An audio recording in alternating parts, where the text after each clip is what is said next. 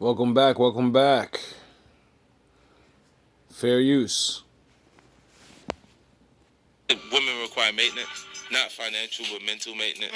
We do. You know what I mean? On some level. So if that maintenance is being done properly, you can put them in a room with billionaires and it won't matter. Right. She'll be in there until she go, hold on, he might be hungry, I got to go. I got to go fix something to eat. That $1 billion is connected to those people's lifestyle, but she will be loyal and consistent with that actual person if that maintenance has been, because it becomes a part of who she is in her life at that point. She's emotionally connected to it. Look, people go from being friends, and because you're adults, if time permits it and you're around each other, you're attracted to each other, the intimacy kicks in. It gets deeper. They start to call each other boyfriend and girlfriend. Later on, you start to feel like that friendship is so intense that you can be with this person for the rest of your life. Right. So you say, let's get married. You get married, it's cool. And how you can go back to not even being friends in process, I'll never There is a study by Morgan Stanley Financial. They did you can go find it too. It's online. It's called The Rise of the She Economy. In that sort of research, they postulate that by 2030, women between the ages of 25 and 44, something like 52%. I hope I'm getting my numbers right. Something like 45 to 52%. It's over half. Yeah, over it is going to half be over half of women of marriageable age will be single for the rest of their lives. They will not reproduce unless they get unless they get artificial insemination, but they will be unmarried and childless during those ages by 2030, which is like a very, very steep incline. In fact, they are so certain of this that they did this research on Morgan Stanley so their investors would know what to invest in the coming decade. Go, you know what I mean? Go fuck up the minds of these young women and act like you really care about them when you just try and get some pussy and fuck up their mind. Once that happens to a woman 3-4 times, they stop trusting men and they get fucked up in the mind. You ever meet a bitch that been hurt like 4 times and you do one thing, you're like, nigga, you like, hold on. Because they done been through that shit so much, and one little sign of you being like Tyrell or Naquan or a nigga that did some fucked up shit and she got you pegged. And then they grow up and they become scorned. They scorn women, and we're responsible for a lot of that shit. Yeah. We are, my nigga, because we know what we feel. And then we meet a bitch, oh, she a thot, she this, she that. We responsible for that. When are we gonna fucking step up as black men and say, all right, man. I'm not sure if you're familiar with Robert Greene. He wrote the 48 Laws of Power. He wrote 33 Strategies of War and the Art of Seduction. He said everyone is not actually going to be prepared to take the time to actually utilize the information that's given to them. Like, if you pay attention and you actually keep whatever information is coming in front of you, that you choose what's valuable. But the things that you do hear that are valuable, if you make it your business to keep it, even if you have to write it down, so you have to say it to yourself or whatever, and you just keep. The person says something and you go, what did you just say? When you choose to split a bill with a woman, it sends a terrible message because a woman's heart and soul knows, even when her mind doesn't, when the mind is being programmed by society to tell her that she needs to fend for herself and work for herself. And listen, there's nothing wrong with that. The problem is her heart and soul is designed to create life. And when you send a message on the first date where you're trying to split a bill with her, what you're actually telling her is when it's time for her to create life and give birth, that she can't feel safe and secure enough to do so at peace. That's why you've got to set the tone from the beginning. And regardless of what society's trying to make us men do, you have to man up and be able to provide for her financially, physically, emotionally, and spiritually, and yes, sexually. And when you do all of those things, she'll provide for you what no other creature on this planet can do. She'll provide for you a life. We always talk about what they want, what they desire, what they need, how you could support them in their journey. But they're not bringing anything, they're not bringing that same energy to the table. And that is a problem. You cannot be out here trying to make friends or even just date people and not bring anything to the table. That's just disrespectful, actually. And it's women, too, because I've had women come with the same energy, like, I really would love to hang out with you because your energy is great. Yeah, but your energy is trash. And I don't mean that in a disrespectful, harsh way. It's like you got to work on you. You can't expect somebody else to help build you up. Yes, I mean, I do have a lot of great qualities, but at the same time, you cannot be a burden on somebody. You can't just come into somebody's life and just try to burden them and take all of their good energy, learn their good habits just by always being around them. Like, really, you have to bring something to the table. Okay, the sun got bright on me, but I made the money, you dig? I'm getting her based on the strength of who I actually am. And that's always going to be more appealing to a female, because at the end of the day, women aren't about money. If women were really about money, then they wouldn't give a pea their money, you dig? So you might hear women talk about the bag, but the only bag that exists for a woman is love. That's truly what they're pursuing. And in the absence of that, they'll settle for some money. In the absence of that, they'll settle for other things, but they're just fillers. And when a woman is traumatized, she might be more masculine and thus pursue things that men pursue, like money. But when she gets healed up by a real super player who understands a woman and can let her better understand herself and help her find happiness on a consistent basis, oh yeah, she gonna give him everything he asks, and she gonna realize she's just a love bug, you dig? All she wanted somebody to love on her and treat her right, and help her keep her head from bouncing off the wall. The richest. Let's go. I see you. I see you. Women got to step up. Men too. Over the years, many of us have come to probably realize that the Egyptian pantheon counts various divinities extremely revered because of how highly they contributed to the evolution and the prosperity of Egypt. They would notably be worshipped through their association with protection and fertility, whether concerning the land or the people's condition of life. Surely enough, the goddess Hathor is not an exception, and was one among these ancient goddesses with significant importance in the Egyptian mythology. Hathor was a major deity with a benign motherly nature who helped women to give birth, the dead to be reborn, and the heavenly cosmos to be renewed. This complex figure was eventually considered as the primeval being from whom all other goddesses were derived. Therefore, several female divinities mentioned in latter myths came to be regarded as names of Hathor in her contrasting benevolent and destructive aspects. She was associated in early myths with the goddess of divine retribution, and in latter myths with the goddess Isis, who in fact inherited many of Hathor's personal traits and in time absorbed more of her characteristics until surpassing her popularity in Egypt.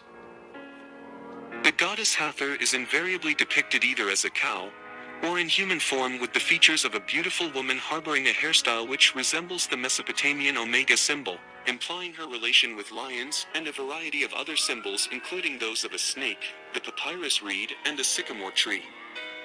Much more later, she was pictured as a beautiful woman wearing a crown which consisted of a solar disk surrounded by the curved horns of a cow, and was in early times worshipped in this form with stars above her head, which portrays her maternal and celestial belonging, while the disk represents an eye from which the sun is born. In some ancient stories, the goddess was regarded as the mother of Horus the falcon god. Oh, However, really? in a conflicting tradition stemming from the cult center of Horus in Upper Egypt, Hathor is also drawn as the wife of the elder Horus, whose union led to the birth of Horus the Younger, the one that we've all came to regard as the son of Isis and Osiris. The name of Hathor translates to domain or house of Horus, which led many to believe that in early times, Hathor may have been in fact the original mother of the celestial falcon god. But once the Osiris legend gained widespread popularity, this capacity was in time attributed to Isis, leaving Hathor with a complex protective rather than a maternal relationship with Horus. The pyramid text mentioned the domain of Horus as making allusion to two concepts. The first one concerns the special part of heaven where the dead king would be rejuvenated and continue to rule or live again, while the second is about the myth that Horus entered his domain through this divinity each night to rest and returned by dawn. In both cases, her name has something to do with rebirth and rejuvenation, which particularly associates the goddess with the nocturnal sky as Lady of the Stars, and as a member constituting the Eye of Ra. Her relationship with the sky identified her with Venus, the evening and morning star. Following the arrival of the Greco-Roman people in Egypt, Hathor was honored as a moon deity and goddess of all precious metals and materials that shared the radiant qualities of celestial bodies, such as gold, silver, copper, and turquoise. Her popularity was attested by a number of minor goddesses who shared her attributes of mother goddess. The most important of these were the seven Hathors, the personifications of fate often called upon through magical spells. Since Hathor was also worshipped as a goddess of fertility, she was commonly invoked in private prayers and votive offerings, particularly by women desiring children. And when a child was born, it was believed that the seven Hathor would appear to pronounce the destiny of the newborn, but also had a red ribbon which they used to bind evil forces and demons that might try to intervene with the outcoming birth. Gangster. These goddesses were regarded as having the power to exchange a prince born to bad fortune with a luckier child, thereby protecting the dynasty and the nation. The seven Hathors were venerated highly in life for their ability to assist in matters of love and for their protective abilities against the forces of darkness. Got a dog. Spell 406 from the Pyramid Text. The Eye of Ra is said to have existed upon the horns of the goddess Hathor, which seems to be an early reference to the myth of the sun god being lifted up into heaven by the head of the celestial cow. And because of that, some accounts would identify her with another sky goddess whose name means the Great Flood, the one that brings the inundation of the Nile River which fertilized the land. This divine cow was often regarded as a primordial form of Hathor, and was believed to have lifted the sun god up above the primeval waters. The goddess could also be worshipped as the mother of all children, especially those of divinities, whose birth were celebrations of the ability of the cosmos to renew itself. And as such, the pharaohs were called the sons of Hathor, whereas each Egyptian princess automatically became a priestess of the goddess. Horus performed a similar function regarding the Egyptian kingship, while Hathor is often shown in her cow form maternally protecting the youthful king Horus inside a papyrus thicket, and bestowed him the power to rule by feeding him with her own milk. With the Eye of Ra being often described as the daughter of Ra who protects her father, the story of the sun god's voyage through the night sky into the underworld highlights the protective nature of Hathor towards her father, and earned the epithet the Foremost One, a prominent place in the solar barge because she stood in the prow of the solar ship leading its defense against the serpent god of chaos. In the legend of the Eye of Ra, the goddess Hathor embodied the eye of the sun god in a potentially destructive nature, as a vengeful lioness goddess destroyer of men who may have wronged him. In this form, she was not a joyful goddess of love, but a rampaging violent force. Although in time she came to be considered as the ultimate personification of kindness and love, she was initially a bloodthirsty deity unleashed upon the rebellious descendants of mankind to punish them for their sins. On one occasion, as referred by an ancient text written in the Book of the Heavenly Cow from the Middle Kingdom, which is similar to that of the biblical flood, tells of the god Ra becoming so enraged at the ingratitude and evil of men that he released her upon humanity to destroy them. The goddess descended on the world in a fury of destruction, killing everyone she could find, crushing their homes, tearing up fields and gardens, then inevitably transformed into the violent goddess Sekhmet. In her savage lion form, even after she had obtained revenge on behalf of her father, her bloodthirst could no longer be satiated and kept going with the destruction. Damn. At the first sight of it, Ra was pleased because humanity had forgotten him and had turned to only thinking of themselves and following after their own pleasure. He watched Sekhmet inflicting divine retribution with satisfaction until the other gods intervened and asked the sun god to show some mercy on humanity. Otherwise, Sekhmet was soon going to wipe out all of creation and there will be no human beings left on earth to regret their sins or benefit from them. Later, however, the sun god changed his mind. He thought that maybe it was not a good idea of letting her go this way until there's not a single human left on earth to tell the story for future generations, so that humankind doesn't make the same mistake all over again. So he decided to devise a plan to stop her violence. He thought that the vengeful eye had to be rendered drunk before she could return to heaven as the beautiful and gracious Hathor. The sun god ordered a particularly strong batch of beer to be brewed in huge amount, and had the beverage dyed red in a way that resembles the immaculate red color of blood, which he then flooded the land of Dendera with. By this time, the goddess is crazed with the thirst for more blood, and when she came upon the blood-red-looking land, she got drunk after having a taste of it thinking it was blood. Fully intoxicated, she fell asleep and woke up back to her senses as the benevolent goddess of love she has always been. Humanity was thus spared destruction, and their former tormentor Someone got punched drunk. became their greatest benefactress. Following her transformation, Heather bestowed only beautiful and uplifting gifts upon children of the earth and assumed such high status that all later goddesses of Egypt can be considered forms of Heather. As a goddess who transcended life and death, Heather was widely worshipped, and her name was later carried by a divinity known as the Distant Goddess, believed to have abandoned her father to live in a wild feline form in the deserts beyond Egypt.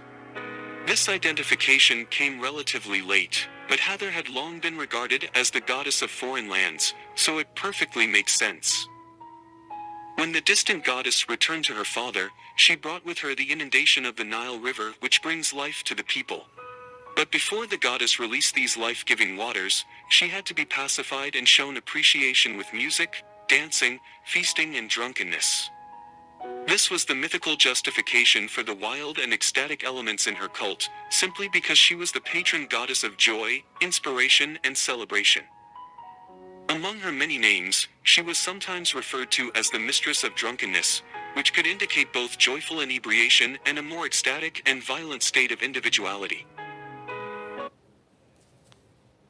Today is Indigenous Peoples Day. It was proper for the whole of creation to rejoice when Heather appeared again in her radiant beauty and joined forces with her father.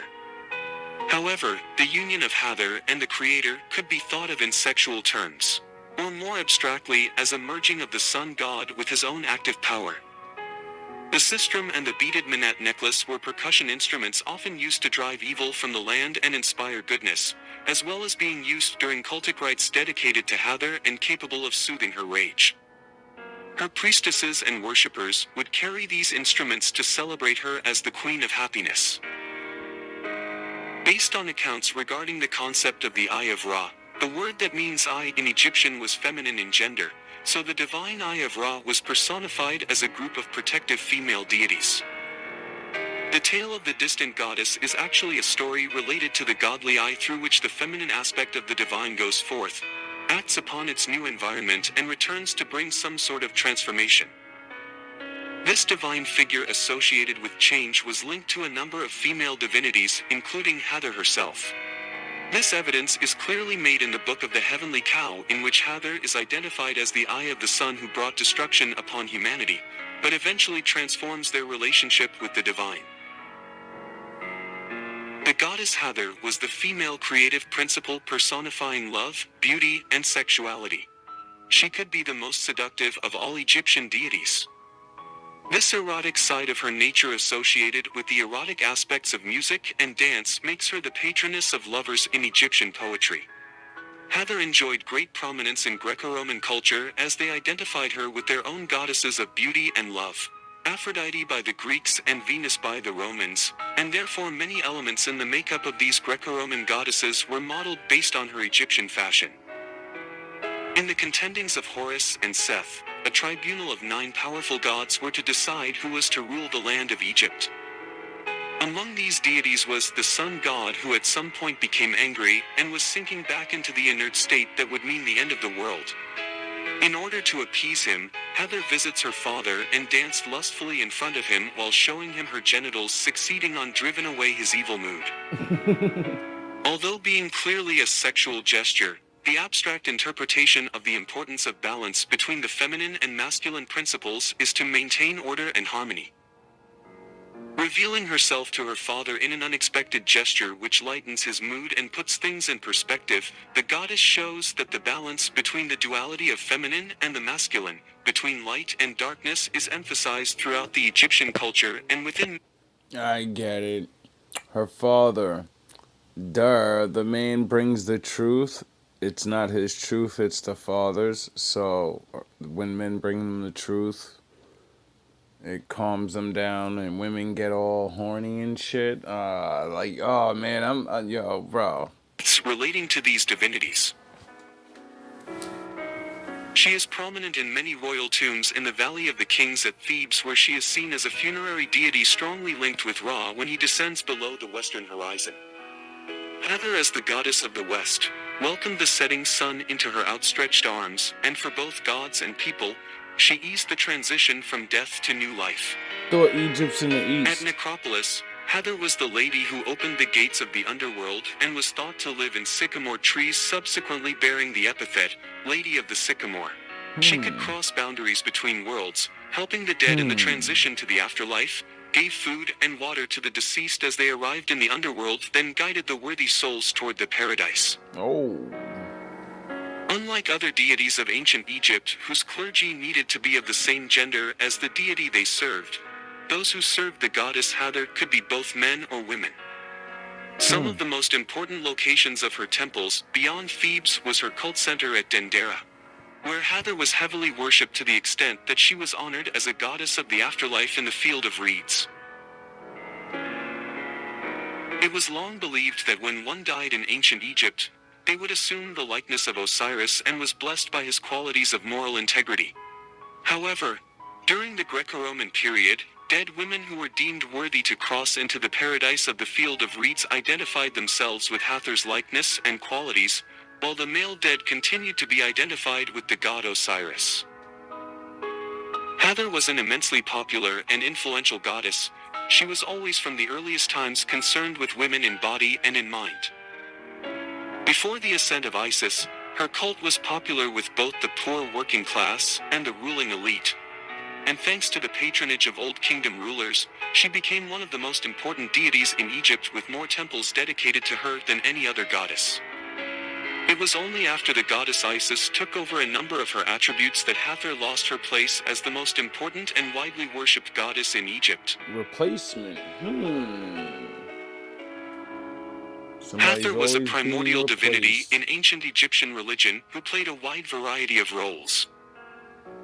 As a sky deity, she was either the mother or consort of the sky god Horus and the sun god Ra, both of whom were connected with kingship, and thus was the symbolic mother of their earthly representatives, the pharaohs. The brothers. She also acted as the consort of several other male deities and the mother of their children. These two aspects of the goddess exemplified the Egyptian conception of femininity, further associated with love, motherhood, fertility, and above all, gratitude. I probably end up smashing one of his broads because he trying to get her based on the money, you dig? I'm getting her based on the strength of who I actually am. And that's always going to be more appealing to a female, because at the end of the day, women aren't about money. If women were really about money, then they wouldn't give a pea their money, you dig? So you might hear women talk about the bag, but the only bag that exists for a woman is love. That's truly what they're pursuing. And in the absence of that, they'll settle for some money. In the absence of that, they'll settle for other things, but they're just fillers. And when a woman is traumatized, she might be more masculine and thus pursue things that men pursue, like money. But when she gets healed up by a real super player who understands a woman and can let her better understand herself and help her find happiness on a consistent basis, oh yeah, she gonna give him everything he asks, and she gonna really... Hope we learned something today. GMB shit. Sigma women, get your shit right, man. We got things to